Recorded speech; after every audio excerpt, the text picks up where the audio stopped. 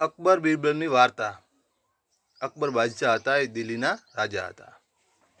તે સભામાં આવતા હતા તો તેમણે એક વૃક્ષ ઉપર ખૂબ કાગડા જોયા। તો એમના મગજમાં એક વિચાર આવ્યો।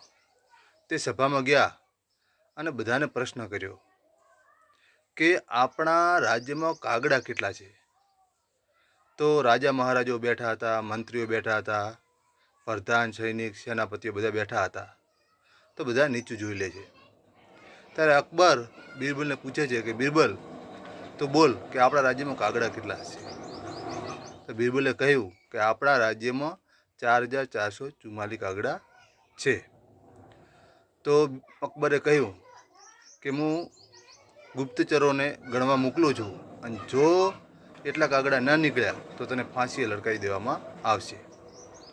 તો બીરબલ કહે છે, મહારાજ મારી વાત તો સાંભળો।